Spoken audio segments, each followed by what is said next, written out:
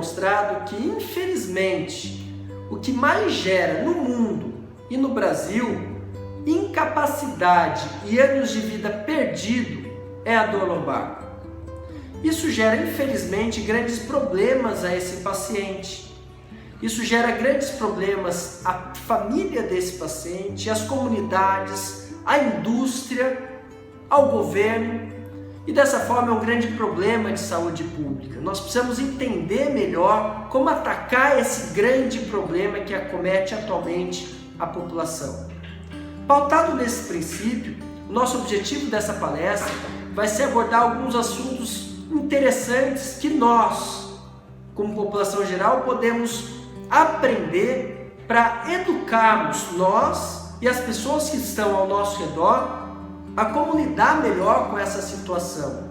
E nós iremos ver que essa educação é muito importante e com algumas ações de conhecimento específico e aplicação desses conceitos, nós poderemos lá no futuro reduzir esses números. O primeiro assunto a ser abordado é entender quais são as causas da dor lombar. Muitos falam em sobrepeso e sedentarismo e alteração postural.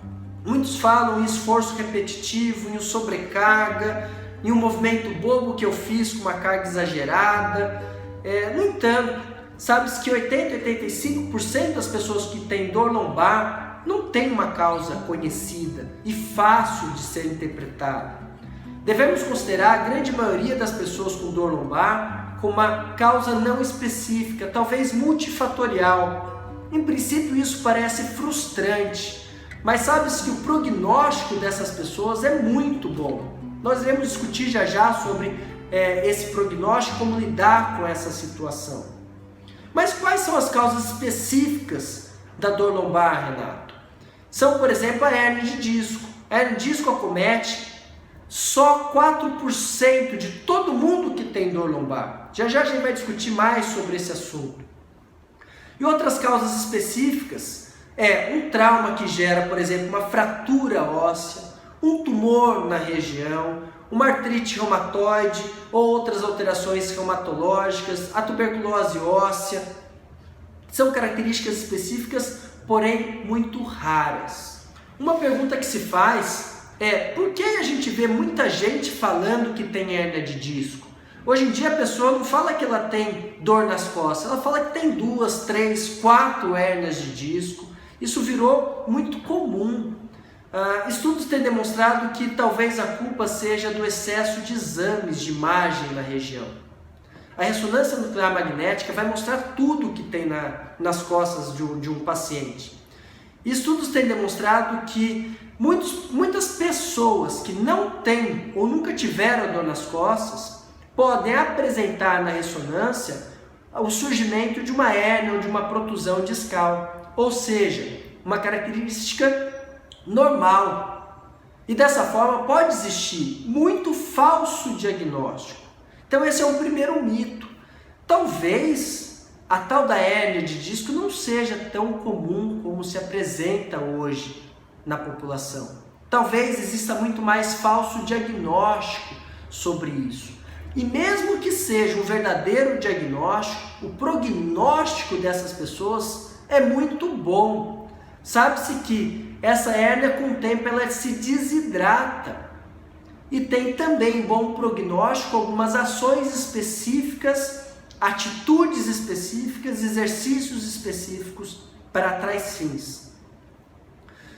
Já a fratura, um tumor, o tratamento tem que ser abordado diretamente com o médico com uma intervenção cirúrgica imediata, porque de resto o tratamento tem que ser baseado em primeira instância por fisioterapia, por tratamento conservador, por orientações aos pacientes que de fato têm demonstrado boa eficácia na ciência. Bom, Renato, você falou que existe um bom prognóstico para a grande maioria das dores lombares.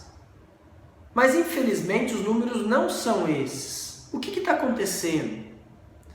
Estudos têm demonstrado que infelizmente as ações, as intervenções atualmente utilizadas não são mais as ações mais eficazes.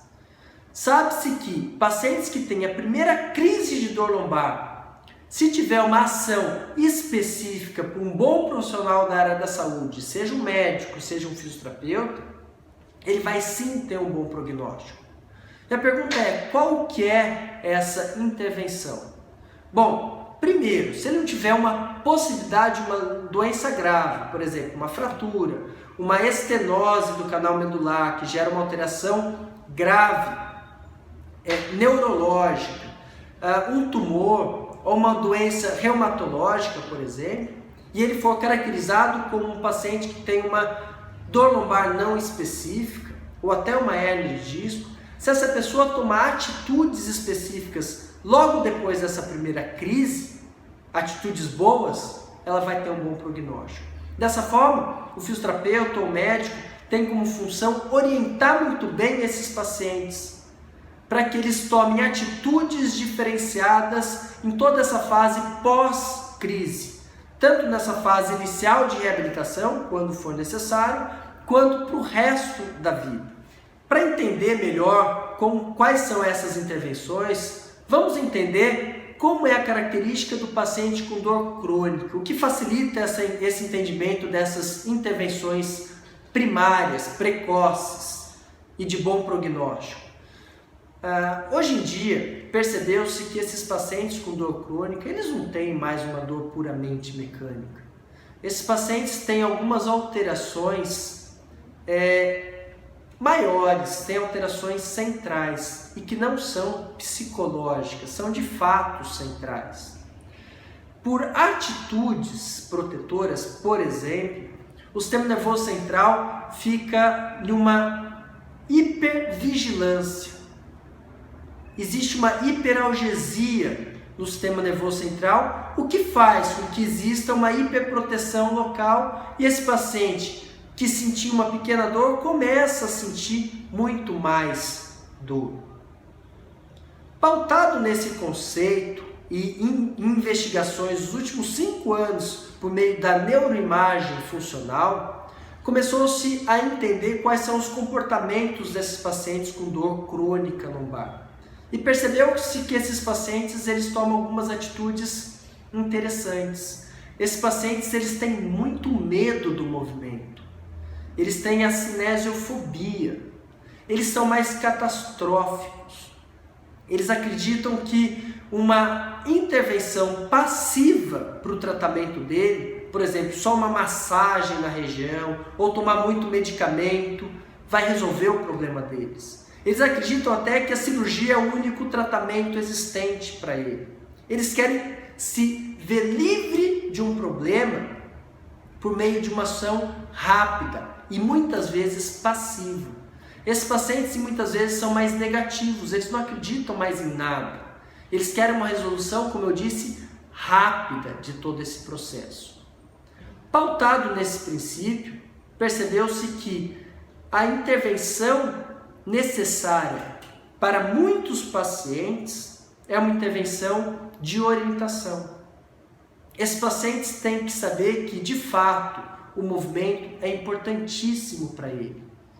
Esse paciente ele tem que saber que ele pode ficar em repouso no máximo 2 a 3 dias após a crise. Depois ele tem que voltar à sua atividade normal de vida.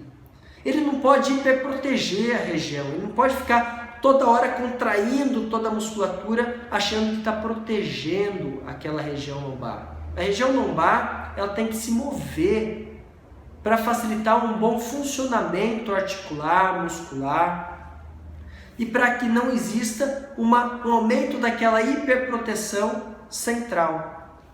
Esses pacientes têm que saber que ele tem que tomar algumas atitudes específicas e, quando preciso, realizar um tratamento de fisioterapia para ajudá-lo em todo esse processo de reabilitação, mas se ele não tomar algumas atitudes específicas positivistas, nada vai adiantar. Dessa forma, quais são as primeiras ações necessárias com esse paciente que tem dor lombar? Primeiro, orientá-lo, acalmá-lo, mostrar que o movimento é eficaz para a reabilitação dele, que ele não pode hiperproteger a região, que ele tem que ter uma visão positivista, que ele tem que olhar para uma terapia feita sabendo que essa terapia vai ter que ter uma participação gigantesca dele. Ele tem que saber que atitudes passivas da reabilitação, durante a reabilitação, não serão aceitas para que ele tenha um bom prognóstico. Dessa forma, esses pacientes bem orientados podem iniciar um programa de reabilitação com foco diferenciado. E esse programa de reabilitação, ele é pautado basicamente em 3 grandes pilares. O fisioterapeuta, quando avalia esse paciente, ele olha para esse paciente para entender quais as características sintomatológicas dele. Ou seja, será que esse paciente tem muita dor? Será que esse paciente tem um déficit do movimento específico? Se esse paciente tiver muita dor, o fisioterapeuta ele possui técnicas específicas para avaliá-lo e identificar por preditores clínicos quais são as técnicas mais eficazes de tratamento.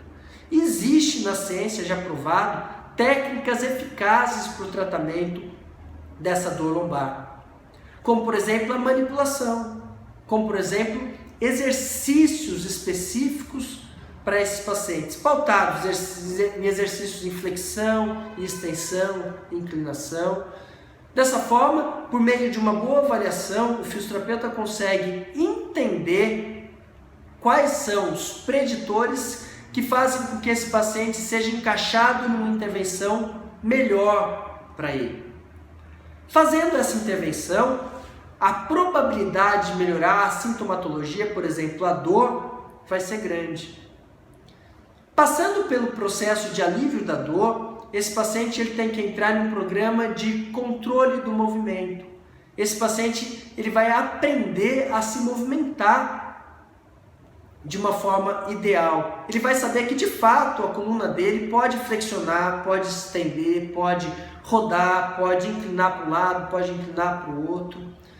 Isso faz parte de um treinamento de gerenciamento do movimento por meio do melhor controle motor. Existem técnicas específicas interessantes que o fisioterapeuta utiliza. E numa fase final, esse paciente ele tem que passar por um processo de fortalecimento específico e global da região. Ele tem que ser treinado, aquela musculatura tem que ser treinada para proteger ele sempre. Essa pessoa tem que ser treinada para a atividade específica dela, seja dentro do trabalho, sendo nas atividades do dia a dia dela, seja atividade esportiva.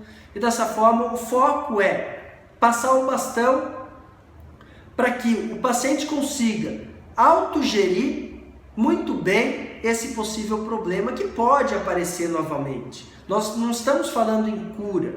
Nós podemos fazer uma relação, por exemplo, com a asma. A asma não tem cura, mas tem remédios que ajudam a controlar, atitudes que ajudam a controlar esse problema. A dor lombar, ela pode aparecer novamente. O seu remédio, muitas vezes, vai ser o exercício.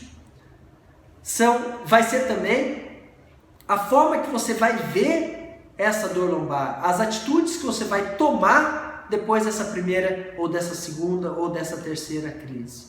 Dessa forma, nós conseguimos conduzir um tratamento eficaz, com orientações, com uma educação a esse paciente e com ações específicas pautadas em terapia manual e exercícios. E para finalizar, vamos só tentar juntar todas essas informações. Resumindo, e muitas vezes o paciente vai ter uma dor lombar não específica. Isso é bom, porque existe um bom prognóstico desde que ele tome algumas atitudes específicas e siga um programa de reabilitação adequado. Segundo, se ele tem uma dor específica, por exemplo, uma hérnia de disco, e muitas vezes o prognóstico também é bom. Mas um bom profissional da área da saúde, numa intervenção primária, vai identificar fatores de risco a esse paciente. Se esse paciente tiver, por exemplo, incontinência urinária ou fecal, tiver história de queda, uso excessivo de corticoides, tiver uma fraqueza progressiva nas pernas, ter uma característica de uma história dos últimos 5 anos de um tumor, ele na hora vai ser indicado ou vai indicar para um médico especialista para avaliar, para ver se é uma fratura, se é um tumor, se é uma compressão nervosa grave, mas nós sabemos que isso é a pequena porcentagem do problema da dor nas costas. A grande porcentagem vai precisar de uma ação diferenciada com orientação. Alguns só com orientação vão já ter um ótimo prognóstico e outros vão considerar médio e alto risco, terão que passar por um processo de reabilitação, que pode ser realizada com um fisioterapeuta, associado, por exemplo, com um bom psicólogo. Essas ações são focadas principalmente em quebrar grandes mitos sobre a dor nas costas, orientar esses pacientes a boas condutas de ação, principalmente pautada numa vida saudável, e pautada em técnicas específicas para melhorar os sintomas desse paciente e, consequentemente, pautar o resto dessas atividades por meio de exercícios específicos. Se esse paciente seguir esse modelo de ação, o prognóstico de fato vai ser muito bom. Dessa forma, nós iremos conseguir mudar esses grandes infelizes números que mostram essa grande incapacidade, essas pessoas que têm dor crônica lombar. Espero ter ajudado a todos, encontro minha disposição para qualquer esclarecimento, para ajudar em todo esse processo de orientação. Eu desenvolvo junto com alguns colegas e com o apoio da Universidade de Taubaté vídeos de instrução a profissionais da área da saúde e a população de uma forma geral, o qual irei deixar linkado essa palestra para vocês. Espero ter contribuído com vocês. Muito obrigado.